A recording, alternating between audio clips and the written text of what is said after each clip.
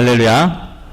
오늘도 하나의 말씀을 사모하며 하나님께 예배드리러 나오신 우리 성도님들의 삶 가운데 하나님이 놀라우신 은혜와 축복이 함께 하시기를 주의 이름으로 축원합니다. 아멘. 우리 옆에 있는 성도님들과 이렇게 인사 나눕시다.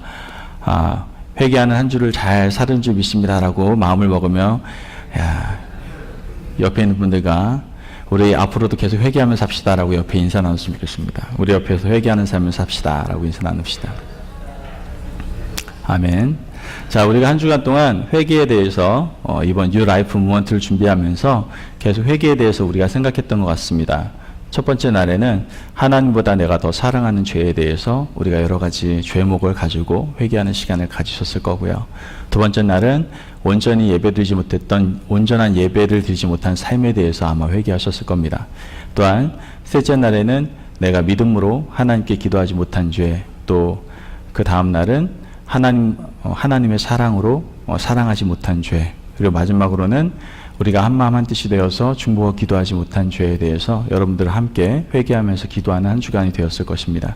여러분들이 진심으로 하나님께 회개하고 나갔다면 이제 여러분들은 은혜 받을 만한 때요, 오늘 이 시간에 여러분들에게 은혜를 부어주실 것입니다. 믿으십니까? 아멘.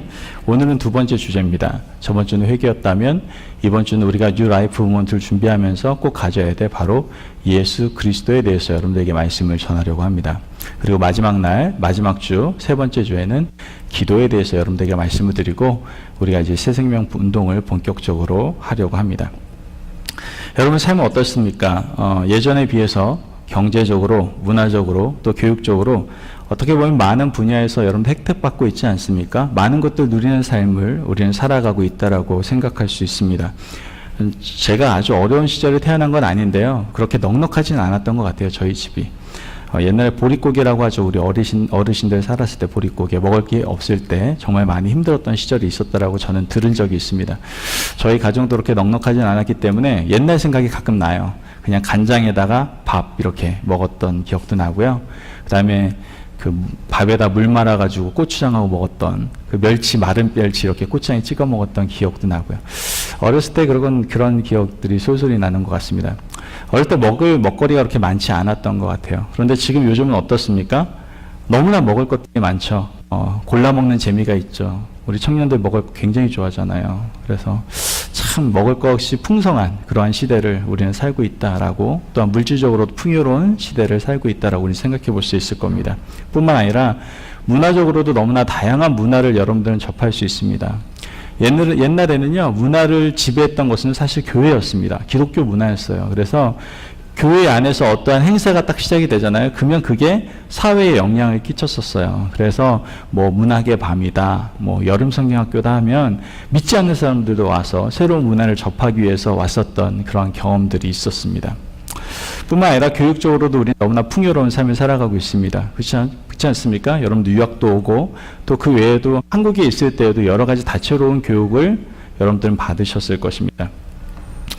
여러분도 분명히 더 많은 혜택과 다양함 그리고 풍성함을 누리는 삶을 살아가고 있습니다.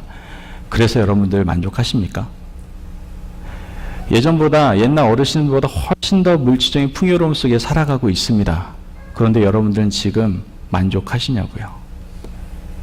더 많은 것들을 누리고 있음에도 불구하고 안타까운 것은 세상에는 많은 사람들 뿐만 아니라 기독교인들조차도 목마름에 많이 힘들어하고 있다는 것을 보게 됩니다. 인간이 느끼는 고통 가운데 가장 힘든 것이 있다면 바로 이 목마름이 아닌가 생각을 해보게 됩니다. 여러분 어떻습니까? 만족한 삶을 살아가고 계십니까? 아니면 목말라고 계십니까? 이것은 세상적인 어떤 욕구의 차원을 넘어서서 우리의 영적인 부분도 마찬가지입니다. 내가 영적으로 지금 목말라 있지는 않는가? 오늘 시간에 스스로 점검하며 오늘 시간에 그 목마름에 대한 부분을 정말 깨끗하게 해소하고 돌아갈 수 있는 저와 성도님들이 되시길 주의 이름으로 축원합니다. 아멘. 오늘 말씀에서는요, 한 이방인 여인이 나옵니다. 이 이방인 여인은요, 사실 사람 대접 못 받는 사람이었습니다. 이때 당시에 이방 여인은 유대인들에게 의해서 동물 취급받았던 그러한 부류의 사람이었다라고 생각하면 됩니다. 그런데 오늘 나와 있는 이 여인은 이방 여인이라는 조건뿐만 아니라 더 악조건을 가지고 있었습니다. 여러 번 이혼을 했고요. 여러 번 재혼을 하게 되었고요. 그래서 사람들의 시선을 의식할 수밖에 없는 그러한 삶을 살았던 한 여인이었다라는 것을 우리는 짐작할 수 있게 됩니다. 어떻게 보면 부끄러운 삶, 마음의 상처와 갈급함이 있었던 그러한 삶, 남자에 대해 어떤 부분에 대해서 미움도 있고 증오도 있고, 또한 그렇게 자기를 그렇게 보는 그런 시선 가운데서 이웃에 대한 그러한 증오도 있었을 수 있을 것입니다. 세속적으로 말하면 고통스럽고 부끄럽게 부끄러운 삶을 살아가고 있는 그러한 여인의 모습이 오늘 성경에 나와 있는 것이죠. 그런데 우리는 이 여인을 가만히 들여다보면서 이 여인을 통해서 깨달을 수 있는 두 가지를 우리는 좀 발견하게 됩니다. 먼저 이 여인을 통해서 우리가 느끼는 것은 자신의 모습이 지금 어떤지를 이 여인은요, 분명히 알고 있었어요. 자신의 처지, 자신의 상황에 대해서 왜곡하는 관점도 아니면은 과장하는 관점도 없이 그냥 있는 그대로 자기 자신을 잘 파악하고 있었다는 것을 우리는 잘 알게 됩니다.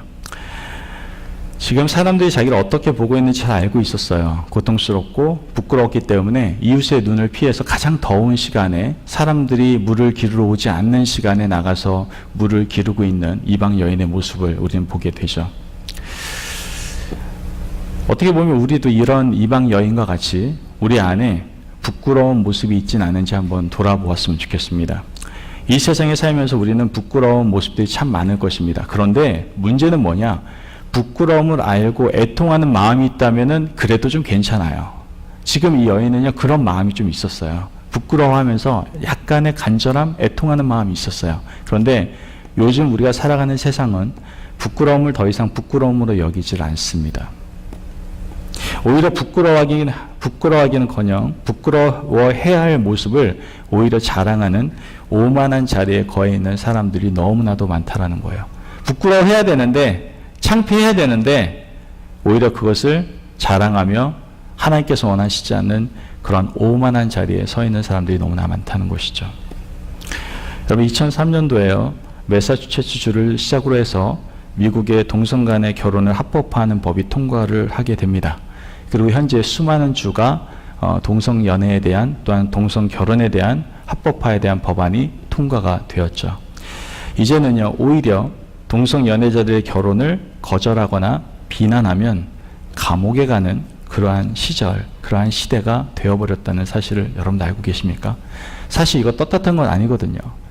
우리의 관점으로 볼 때는. 그런데 이게 오히려 떳떳하고 그런 권리를 주장하게 된 그런 모습들을 우리는 보게 되는 것이죠. 지금 이 세상은 어떻게 보면 부끄러움으로 생각하지 않는 시대가 되어 가고 있습니다. 점점 더 심해져 갈 겁니다. 그 부끄러운 것들이 좀 더 극단적으로 해석을 하자면 죄된 모습들이 합리화되어지는 그러한 시대를 여러분들은 살기 시작하게 될 겁니다. 죄가 더 이상 죄가 아닌 그러한 시대를 우리는 살아가게 된다는 것이죠. 지금 여러분에게는 어떻습니까? 여러분들 안에 죄에 대한 부분 속에서 부끄러움, 또한 그거에 대한 애통함이 있으십니까? 아니면 내 나름대로 죄에 대한 부끄러운 모습이 있음에도 불구하고 그것을 합리화시키고 적당히 이 정도는 세상에서 다 이해해주는 선이니까 라고 생각하며 넘어가는 부분이 있지는 않습니까? 오늘 시간에 자기 자신을 똑바로 점검할 수 있는 귀한 시간이 되시기를 간절히 원합니다. 아멘. 두 번째, 이 여인의 삶을 보면요, 아까도 말씀드렸지만 갈증, 갈망이 있었다는 것을 우리는 너무나 잘 알게 됩니다. 새로운 삶, 이 이방 여인은요, 새로운 삶에 대한 갈망함과 갈증함이 있었어요. 특히 하나님에 대한 갈망도 있었다는 것을 알 수 있게 됩니다. 25절 말씀 보면요, 여자가 이렇게 얘기합니다. 메시아 곧 그리스도라 하는 이가 오실 줄을 내가 아노니 그가 오시면 모든 것을 우리에게 알려주시리이다. 이 여자에게는요, 분명한 갈망이 있었어요. 메시아가 온다라는 하나님에 대한 분명한 갈망함이 이 여자에게는 있었다라는 거예요. 이 여인이 예수님의 존재를 깨달아 가게 되자 예수님께 던진 질문이 어떤 것인 줄 아십니까? 예배할 장소에 대한 것이었다는 것을 우리가 알게 됩니다. 이 여인의 마음속에는 삶의 아픔과 갈증이 더해갈수록 누구를 찾았던 거예요? 메시아, 즉 하나님을 찾았던 것을 우리는 알 수가 있게 됩니다. 그것도 사람들 몰래 말이죠. 부끄러웠거든요. 자신의 삶과 자신의 모습이 부끄러웠거든요. 어찌됐든 이 여인에게는 분명한 새로운 삶의 갈망과 하나님에 대한 갈망이 있었다는 것을 우리는 잘 보게 됩니다. 여러분 어떠냐고요? 여러분들도 그런 갈망함이 있습니까? 하나님에 대한 갈망함이. 내 삶에 대해서 안타까워하면서 괴로워하면서 정말 하나님을 찾는 그 갈망함과 갈급함이 여러분들 가운데 있냐고요. 여러분들 놀라운 사실은 이 여인은 결말에 가면은 삶이 완전 180도로 바뀌어버립니다. 이 여인의 삶, 자기 자신을 명확하게 평가했고 그 안에 하나님에 대한 갈망함이 있었던 이 여인은요, 결말에 가서는 완전히 그 전에 부끄럽고 창피하고 괴로웠던 삶에서 이제는 비전과 새로운 소망의 삶으로 바뀌어져 버리는 것을 우리는 보게 됩니다. 지금 뉴 라이프 무브먼트를 진행하고 있는, 이 캠페인을 진행하고 있는 우리 가운데에도 마찬가지라고 생각해요. 여러분들이 정말 진정으로 이 여인과 같은 마음을 품고 오늘 시간에 말씀을 받아들인다면 여러분들의 모든 갈망과 갈급함이 오늘 시간에 완전히 해결되어질 줄을 저는 믿습니다. 아멘. 자, 보세요. 지금 자기 자신을 명확하게 판단했고 그리고 갈망함이 있었어요. 메시아에 대한 갈망함이 있었어요. 이러한 여인에게 누가 찾아옵니까? 예수님이 찾아오십니다. 그러한 갈망했던 그 여인 가운데 예수님이 찾아오시더라고요. 그냥 대충 인생 살아갔던 수많은 사람들이 있었을 겁니다. 그 여인 외에도, 이방 여인 외에도 수많은 사람들이 있었을 거라고요. 그런데 그 여인에게 예수님이 찾아갔단 말이에요. 자기 자신을 알고 갈망했던, 메시아에 대한 갈망이 있었던 그 여인에게 예수님이 찾아가셨단 말이에요. 사실 예수님께서는요, 거칠고 뜨거운 사막을 뚫고 이 여인을 찾아가신 겁니다. 어떤 것도 예수님의 발걸음을 막을 수가 없었습니다. 사실 예수님은 그 자리에 가시면 안 돼요. 왜냐? 아까도 말씀드렸다시피 유대인들은요, 사마리아인들과 가까이 하질 않았어요. 그 동네는 지나가지도 않았어요. 사람 취급을 안 했거든요. 그런데 예수님은 과감하게 그 여인을 찾아가신 거예요, 지금. 왜냐? 이 여인의 고통과 상처와 분노와 갈증을 누가 알고 있었기 때문에요? 예수님이 알고 계셨기 때문에 그렇습니다. 하나님은 다 알고 계십니다. 우리 주님은 다 알고 계십니다. 그리고 그러한 마음 가운데 지금 이 시간에도 여러분을 찾아가고 계십니다. 믿으십니까? 예수님 바로 이와 같은 사람들, 지금 이 시대에도 이러한 고통과 갈망과 상처와 분노와 갈증 가운데 있는 그러한 자들에게 주님께서는 찾아가시고 계십니다. 마가복음 2장 17절 말씀을 같이 한번 읽어봅시다. 시작. 예수께서 들으시고 그들에게 이르시되 건강한 자에게는 의사가 쓸데없고 병든 자에게라야 쓸데있으니라. 나는 의인을 부르러 온 것이 아니요 죄인을 부르러 왔노라. 아멘. 예레미야 29장 13절 말씀 같이 읽어봅니다. 시작. 너희가 온 마음으로 나를 구하면 나를 찾을 것이요 나를 만나리라. 아멘. 지금 아까도 말했지만 여인에겐 갈급함이 있었어요. 하나님에 대한 갈급함이 있었어요. 자신의 삶이 비참해질수록 5번의 결혼식을 거행하고 남편을 만나고 실패하는 삶을 살아가면서 그에게는 갈급함이 있었어요. 또 다른 남자를 만나면 내가 행복할 수 있겠지? 아니야, 이번엔 실패했어. 또 다른 만남이 나를 기다리고 있어. 그 만남을 만나면 내가 좀 더 나아진 삶을 살아갈 수 있겠지? 그런 기대가 있었어요. 그러나 5번의 경험을 통해서 그에게 다가온 것은 상처와 분노와 좌절이었어요. 그 가운데 그 여인은 찾았던 것이 무엇입니까? 바로 하나님에 대한 갈급함이었어요.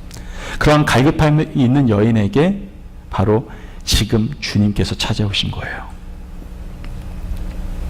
이러한 이유 때문에 예수님께서 찾아가신 많은 성경상에 나오는 위인들이 있습니다. 그 갈급했던, 여러분 잘 아시죠? 뽕나무 위로 올라갔던 우리 삭개오. 얼마나 갈급했으면, 예수님이 얼마나 보고 싶었으면, 키가 작아서 보지 못하니까 뽕나무 위로 올라가지 않습니까?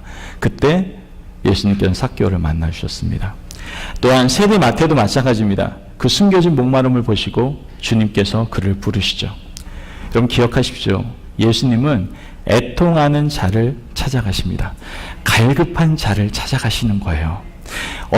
대부분의 분들이 이렇게 얘기하는 분들이 있어요. 저는요, 예수님 만나고 싶은데요. 저는 예수님이 안 만나주세요. 안 만나주세요. 저도 인격적으로 너무나 만나고 싶은데요. 저를 안 만나주세요. 이렇게 말씀하시는 분들이 있어요. 여러분들 가운데 좀 솔직해집시다. 정말 애통함이 있습니까? 주님, 나 정말 만나주세요. 난 주님 안 만나면 못 살겠어요. 나 너무나 갈급해요. 나 이렇게는 도저히 살 수가 없어요. 이 여인과 같은 갈급함이 여러분들에게 있습니까? 그렇다면 여러분 정말 주님을 만나시게 될 겁니다. 주님은 분명히 약속하셨습니다. 너희가 온 마음으로 나를 구하면 내가 반드시 너를 만나겠다라고 분명히 말씀하셨습니다. 믿으십니까? 예수님은 분명 애통하는 자를 찾아가십니다. 새로운 삶의 목마름으로 아파하는 그 인생들을 분명히 주님께서는 찾아가신단 말이죠. 예수님은 예수님을 필요로 하는 그 하나님의 사람들에게 분명히 찾아가십니다. 오늘 시간에 애통하는 마음으로, 갈급한 마음으로 하나님께 나아가실 수 있는 저와 성도님들의 삶이 되시길 주의 이름으로 축원합니다. 아멘. 자, 오늘 본문을 보면 이 여인에게 찾아오죠, 예수님께서. 그런데 그 예수님의 모습을 통해서 우리가 은혜 받게 되는 그러한 깨달음들이 몇 가지가 있습니다. 이것들을 함께 나누면서 우리가 우리 가운데 찾아오시는 예수님에 대해서 명확히 다시 한번 깨닫고 은혜 받는 시간을 가지기를 원합니다. 자, 제가 어느 날 굉장히 마음이 힘든 적이 있었어요. 뭐냐면은 저를 너무나 괴롭히는 사람이 있는 거예요. 그래서 진짜 저 사람하고 난 같이 있지 못하겠다. 상종할 사람이 아니구나. 어느 정도 선을 긋고 이제는 그 사람하고 같이 살지 말아야 되겠다. 이런 마음을 먹었던 적이 있어요. 그리고 정말 그 사람 얼굴도 보기 싫고요. 만나기도 싫고요. 대화하기도 싫었어요. 목사인데. 그러면 안 되는 거죠. 그죠? 목사도 인간입니다. 그래서 하기 싫었어, 솔직히. 하기 싫었어요. 그런데 하나님께서 제가 혼자 있는 그 방 안에 밤에 저에게 작은 목소리를 저의 마음 가운데 말씀하십니다.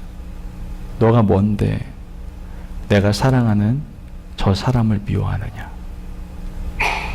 너가 뭔데 내가 사랑한다라고 말하는 그 사람을 네가 미워하느냐? 라는 마음에 질책을 주시는 거예요. 제가 볼 때는 미워할 만한 대상이에요. 다른 사람들에게도 그렇게 좋은 행동을 보여주지 않고 있거든요. 그래서 제가 볼 때는 좀 미워도 될 것 같았어요. 그런데 하나님 보시는 시선은 다르더라고요. 저 사람은 내가 사랑하는 사람이라고 말씀하시더라고요. 그래서 제가 회개하고 그 사람과 다시 사랑을 나누고 또한 그 사람과 대화하고 함께 관계를 맺었던 기억이 있습니다.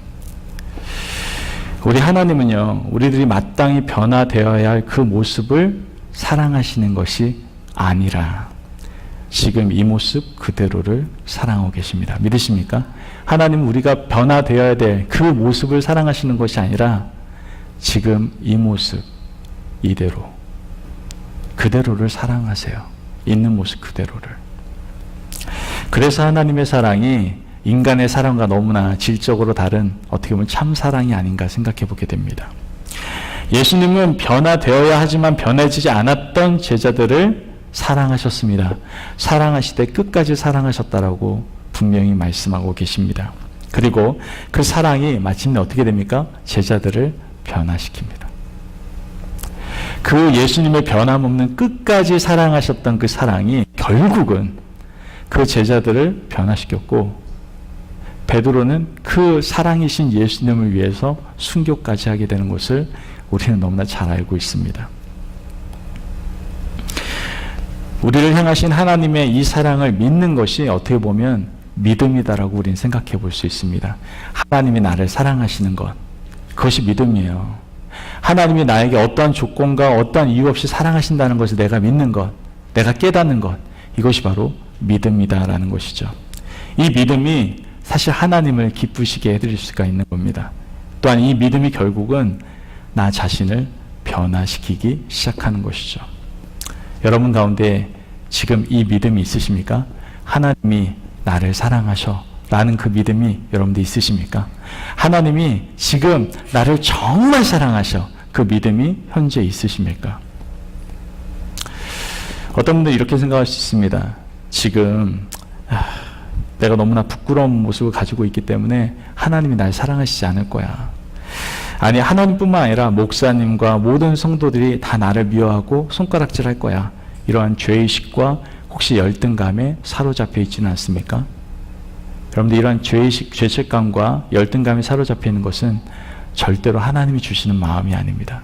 하나님은 네가 부끄러운 행동을 저질렀을지라도, 죄를 지었을지라도 여전히 그의 하나님의 근본적인 마음은 언제나 우리를 향한 사랑이다라는 것을 우리는 꼭 기억할 수 있어야 된다는 것이죠. 하나님은 우리를 여전히 사랑하고 계십니다. 그냥 있는 모습 그대로를 지금도 사랑하고 계시단 말이에요. 우리가 이러한 하나님의 넓고 깊은 사랑을 우리가 늘 깨달을 때 우리의 믿음이 더욱더 충만해질 수 있음을 여러분들 꼭 기억하시기를 바랍니다. 아멘. 어떠한 경우에도 하나님의 그 사랑을 우리로부터 어떠한 존재들도 하나님의 사랑을 끊을 수가 없다라고 분명 성경에서는 얘기하고 있습니다. 그 사랑을 믿고 담대함으로 나아갈 수 있는 저와 성도님들 되시기를 바랍니다. 아멘. 어떠한 일들로 인하여 자책하지 마세요. 내가 이렇게 죄를 많이 졌는데 하나님 정말 나 사랑할까? 여러분들, 하나님께서 만약 죄를 일일이 따져가지고 우리를 심판하시는 하나님이셨다면 여기에 살아계실 분들은 아무도 안 계세요. 저를 비롯해 아마 제가 제일 빨리 죽었을 거예요. 하나님은 여전히 우리를 있는 모습 그대로 사랑하십니다. 아멘. 또한 하나님께서는 여러분들에 대한 소망을 가지고 계십니다. 믿으십니까? 소망을 가지고 계세요. 우리 주님은요, 지금 이 모습 그대로 우리를 너무나 사랑하십니다. 아멘. 지금 이 모습 그대로 사랑하세요. 하지만 우리들이 지금 이 모습 이대로 살아가기를 원하시지는 않습니다. 이해되세요? 지금 이 모습 그대로 사랑하세요. 하지만 그냥 이 모습 그대로 계속 살아가기를 원하시지는 않으세요. 더 하나님의 사람으로 성장하기를 원하시고 계신다라는 것이죠. 우리를 찾아온 주님 때문에, 그리고 그 주님의 손길에 의해서 새로운 삶이 시작되기를 주님께서는 간절히 원하고 계세요. 있는 모습 그대로 사랑하시는 주님이 내 안에 계시고, 그분이 나를 작동하시기 시작하시고, 그분의 마음이 나의 마음이 되어서 이제 온전히 좀 더 변화된 모습으로, 소망이 가득한 모습으로 우리가 살아가기를 원하시고 계신다라는 것이죠. 예수님은 여인에게 영원한 생명을 주는 생수가 바로 누구라고요? 자신임을 당당하게 나타내시는 것을 보게 됩니다. 예수님 자신에 대해서 당당하게 얘기하세요. 그리고 그 생수가 너희 안에 있을 때 너희가 변화될 수 있다라고 분명 우리에게 말씀해 주고 계신다라는 것이죠. 오늘 요한복음 4장 28절에서 29절 말씀 보면 그 생수이신 예수님께서 그 이방 여인에게 들어가니까 어떤 일이 발생하는지를 볼 수가 있습니다. 여자가 물동이를 버려두고 동네로 들어가서 사람들에게 이르되 내가 행한 모든 일을 내게 말한 사람을 와서 보라, 이는 그리스도가 아니냐 하니, 이렇게 고백하는 것을 보게 됩니다. 우리 주님의 가슴 속에는 우리에 대한 뜨거운 사랑과 우리의 삶을 변화시키기 바라는 강렬한 소망이 있습니다. 주님이, 생수이신 주님이 우리 가운데 있으면 우리는 변화되어 놀라운 소망을 꿈꾸기 시작하게 됩니다. 믿으십니까? 지금까지 내가 생각하는 것이 모든 땅의 것이었어요. 모든 이 땅에 국한되는 것이었어요. 내가 어떻게 하면 더 먹을 수 있을까? 내가 어떻게 하면 더 많은 걸 누릴 수 있을까? 어떻게 하면 내가 더 잘 살 수 있을까? 모든 관점이 이 땅에 국한되어 있었고 탐욕에 국한되어 있었어요. 그런데 변화되기 시작하는 거예요. 생수이신 주님이 내 안에 오니까 내가 변화되기 시작하는 거예요. 소망을 꿈꾸는데 이 땅에 국한되어 있는 한계가 있는 이 땅에서의 소망을 꿈꾸는 것이 아니라 영원한 것을 소망하고 영원한 것을 바라보기 시작하게 됩니다. 주님께서 내 안에 들어오시면 이러한 놀라운 소망을 꿈꾸기 시작하게 된다는 것이죠. 오늘 시간에 주님 우리 안에 계십니다. 믿으십니까? 사랑의 주님으로, 또한 우리를 변화시키며 소망을 심어주시기를 원하시는 주님으로 이 자리에 계십니다. 그 소망을 함께 꿈꿀 수 있는 저와 성도님들 되시기를 주님의 이름으로 축원합니다. 아멘. 여러분, 정말 중요한 시대에 살아가고 있습니다. 여러분들이 어떠한 소망을 꿈꾸느냐에 따라서 다음 세대가 결정이 되기 때문에 그렇습니다. 왜 기독교가 힘들어진 줄 아십니까? 정말 꿈꿔야 될 소망을 꿈꾸지 못하고 이 땅에서의 소망 가득한 크리스찬으로 가득 차다 보니 기독교가 변질되기 시작하는 거예요. 모든 축복이 이 땅에만 국한되어 버렸어요. 하늘 소망을 보지 않기 시작했어요. 그러니까 다음 세대들이 바라보는 게 뭐예요? 여태까지 신앙생활했던 선배들, 부모님들 보니까 모든 소망이 이 땅에 국한되어 있거든요. 그게 진리인 줄 알고 살아가는 왜곡된 현실과 삶을 지금 다 같이 살아가고 있는 거예요. 그래서 우리가 뉴 라이프 무브먼트를 하는 거예요. 생명운동 하자고. 정말 바라봐야 될 것들을 바라보고 바라봐야 될 소망들을 꿈꾸게 할 수 있는 내 자신과 다음 세대가 되게 해달라고 우리가 이 운동을 같이 하고 있는 거예요. 주님이 내 안에 계시면 내가 꿈꿔야 할 소망을 꿈꾸게 될 것입니다. 이 땅의 것이 아닌 하늘에 대한 소망을 분명 우리가 함께 꿈꾸게 될 줄 믿습니다. 아멘. 마지막으로 세 번째 가장 중요한 건데요. 여기 내용을 보면 예수님 마음속에는 한 가지 더 강렬한 것이 있어요. 이것이 바로 한 사람을 변화시킬 수 있는 놀라운 능력으로 나타나는 걸 보게 되는데요. 오늘 말씀 14절 말씀 13절부터 14절 말씀을 보면 예수께서 대답하여 이르시되 이 물을 마시는 자마다 다시 목마르느니와 내가 주는 물을 마시는 자는 영원히 목마르지 아니하리니 내가 주는 물은 그 속에서 영생하도록 솟아나는 샘물이 되리라. 아멘. 자, 지금 이렇게 말씀하고 있는 거예요. 오직 주님이신 나만이 너희에게 영원히 목마르지 않는 영원한 생수가 될 수 있다라고 우리에게 말씀하고 계시는 거예요. 주님이 어떠한 분이신지를 우리에게 분명하고 선명하게 우리에게 보여주고 계시는 거예요. 주님 바로 우리의 영원한 생수가 되어주십니다. 믿으십니까? 그분이 우리의 영원한 것 되십니다. 오늘 말씀 여기에 국한되어 있지 않습니다. 세상에 어떠한 사람도 우리의 영원한 생수가 될 수가 없다라고 성경에서 얘기하는 거예요. 앞절에 아까 읽어드렸지만 이 물을 마시는 자마다 다시 목마르거니와 어떤 것들도 내가 마신다고 해서 영원한 생수가 될 수 없어요. 세상에 어떤 좋은 것들도 어떻게 완벽하다고 하는 많은 것들도 절대로 우리에게 영원한 것이 될 수가 없다는 거예요. 먹으면 먹을수록 목마를 수밖에 없다는 거예요. 내가 누리고 싶어하는 거예요. 이 땅에 국한된 것들이 다 우리에게 목마름밖에 줄 수 없다라는 거예요. 왜 우리에게 갈급함이 있냐고요. 왜 우리 가운데 목마름이 있냐고요. 우리가 진짜 마셔야 될 것들을 마시지 않기 때문에 그렇습니다. 오늘 말씀에서 우리가 진짜 마셔야 될 것이 무엇인지를 말씀해 줍니다. 그것이 바로 예수 그리스도입니다. 내 안에 분명히 있어야 될 것. 그것이 바로 예수 그리스도임 우리에게 말씀해 주고 있는 거예요. 우리의 인생을 살아가면서 가장 중요하고 우리가 목숨 걸어야 될 것이 한 가지가 있다면 그것이 바로 예수 그리스도라는 거예요. 어떤 것도 내 마음을 또한 나의 심령을 목마르게 할 수밖에 없어요. 그러나 그분 예수 그리스도가 내 안에 계시게 될 때 내 안에 생수가 흘러넘치는 놀라운 은혜를 우리가 함께 경험하게 되는 것이죠. 믿으십니까? 아멘. 여러분 어떤 사람도요 내가 그 길이요 진리요 생명이니 나로 말미암지 않고 아버지께로 올 자가 없느니라 이 말을 하는 분이 누굽니까? 예수님이세요. 어떤 사람도 이 말을 제시할 수 없습니다. 어떤 사람도 길이 될 수 없고요. 어떤 사람도 생명이 될 수 없고요. 어떤 사람도 진리가 될 수 없습니다. 그러나 주님은 길이요 진리요 생명 되어 주십니다. 믿으십니까? 여러분들의 길이 되어 주시고요. 여러분들 가운데 영원히 변하지 않는 진리가 되어 주시고요. 여러분들의 진정한 생명이 되어 주십니다. 아멘. 그분은 뿐만 부활이요 생명이니 나를 믿는 자는 죽어도 살겠고 무릇 살아서 나를 믿는 자는 영원히 죽지 아니하리라 분명히 말씀하십니다. 우리에게 영원한 생명을 허락하신 그분 그 예수 그리스도만을 내 마음에 품으라고 오늘 우리에게 이야기하고 있는 거예요. 제발 다른 것 좀 마음에 품지 마시고요. 주님을 마음에 품으십시오. 예수 그리스도를 마음에 품으십시오. 그때 여러분들 가운데 갈급하며 목마르며 완전히 해결될 줄을 믿습니다. 아멘. 지금 현실적으로 내 눈앞에 보이는 가시적인 부분에서 갈급한 부분이 있을 수 있어요. 하나님 나 지금 영어 실력이 더 늘어야 되는데요. 하나님 나의 재정적인 부분이 좀 해결돼야 되는데요. 하나님 내가 육신적으로 좀 더 회복이 돼야 되는데요. 하나님 내가 정신적으로 좀 맑아져야 되는데요. 내가 더 뜨거워져야 되는 여러 가지 여러분들 눈에 보이는 가시적인 해결돼야 될 부분들이 있습니다. 그런데 여러분 그거 해결된다고 갈급함이 사라질까요? 그거 해결된다고 목마름이 사라질까요? 여러분들 꿈꿨던 영어가 정말 유창하게 됐어요. 그렇다고 여러분들의 목마름이 정말 해결될까요? 물론 순간적으로 목마름이 해결될 수 있을지도 모릅니다. 그러나 영원한 목마름이 해결될까요? 제가 아는 분이 있어요. 영어 기가 막히게 잘하고요. 똑똑하세요. 그런데요. 그분 가운데 갈급함이 있더라고요. 돈도 있고 말도 잘하고 가정도 있고 다 있어요.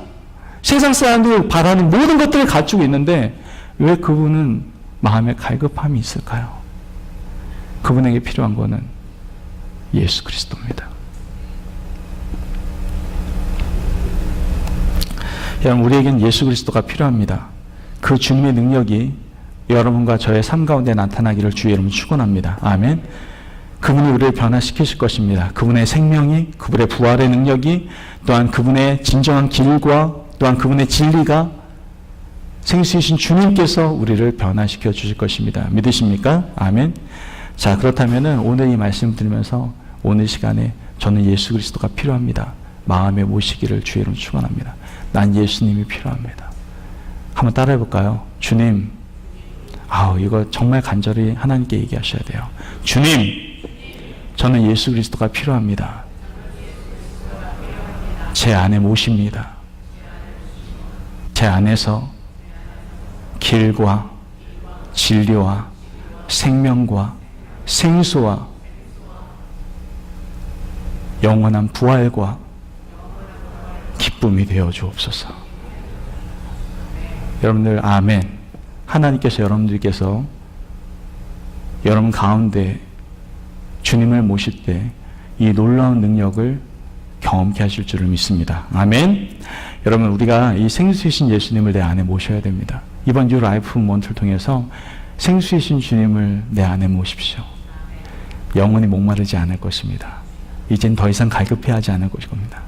뿐만 아니라 그 생수가 나를 회복시킬 뿐만 아니라 그 생수의 강이 흘러넘쳐서 내 주위에 있는 모든 사람들에게도 그 생수의 기쁨을 누리게 할 줄을 믿습니다. 아멘. 오늘 여인의 마지막 모습을 보면요, 그 모습이 나타납니다.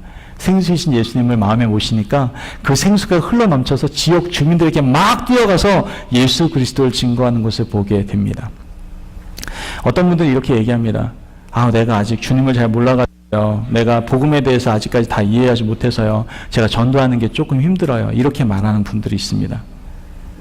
중요한 것은 전도는요, 내가 다 알아서 하는 게 아니에요. 전도는 아주 심플합니다. 내 안에 생수이신 주님이 계시면 자연스럽게 흘러나가는 거예요. 그래서 오히려 전도를요, 교회 오래 다니신 분들보다요, 교회 막 다니신 분들이 전도를 더 잘합니다.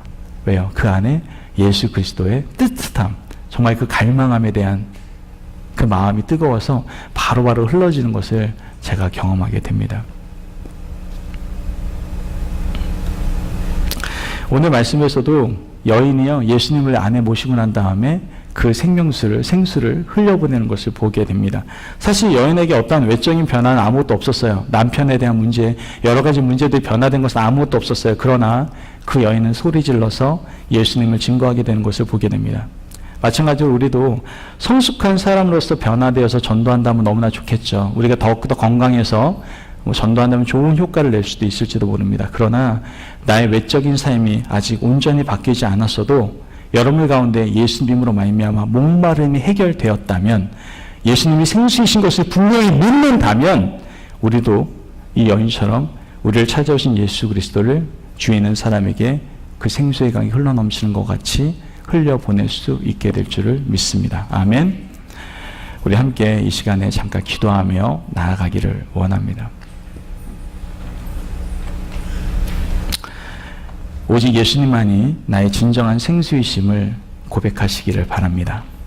갈급함 속에 부어주시는 그 생수, 그 풍성함을 우리가 함께 누리기를 원합니다. 우리 좀 솔직해집시다.